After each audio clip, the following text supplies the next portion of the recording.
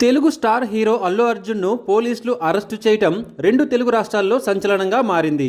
ఆయన నటించిన Pushpa 2 cinema premiere show రోజున ఎటువంటి సమాచారం లేకుండా సంధ్యా థియేటర్ దగ్గరకు వెళ్లడంతో అక్కడ భారీ తొక్కిసలాట ఏర్పడింది. ఈ క్రమంలో ఓ మహిళ మరణించారు. ఓ బాబుకు తీవ్ర గాయాలయ్యాయి. ఈ విషయంలో అల్లు అర్జున్తో పాటు సంధ్యా థియేటర్ యాజమాన్యంపై కూడా కేసులు నమోదయ్యాయి.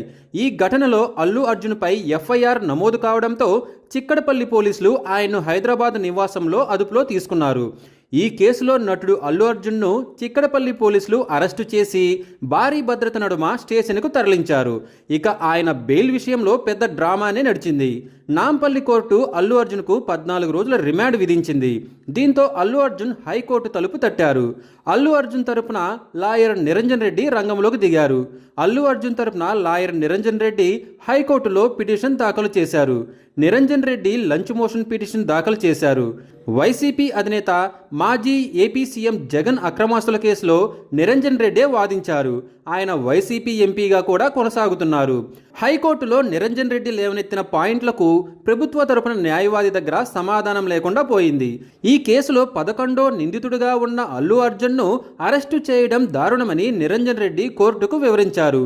ఇదే సమయంలో బాలీవుడ్ హీరో షారుఖ్ ఖాన్ కేసును కూడా నిరంజన్ రెడ్డి ప్రస్తావించారు. షారుఖ్ ఖాన్ నటించిన రాయన్ సినిమా విడుదల సమయంలో కూడా ఓ అభిమాని మరణించారని, అయితే ఆ వ్యక్తి మరణానికి షారుఖ్ ఖాన్కు ఎటువంటి సంబంధం లేదని కోర్టు తెలిపింది. షారుఖ్ ఖాన్ ఉద్దేశపూర్వకంగా చేయలేదని గుర్తించిన గుజరాత్ కోర్టు ఆయనకు క్లీన్ చీటు ఇచ్చిందనే విషయాన్ని నిరంజన్ రెడ్డి కోర్టుకు తెలియజేశారు. పుష్ప 2 విడుదల సమయంలో కూడా సరిగ్గా ఇదే జరిగిందని నిరంజన్ రెడ్డి కోర్టుకు వివరించారు. దీంతో న్యాయమూర్తి సైతం అల్లు అర్జున్ను అరెస్టు చేయాల్సిన అవసరం ఏముందని ప్రశ్నించారు. ఒకరోజు కస్టడీకి తీసుకుంటే సరిపోయేదానికి అరెస్టు చేసే వరకు ఎందుకు వెళ్లారని పోలీసులను న్యాయమూర్తి ప్రశ్నించారు.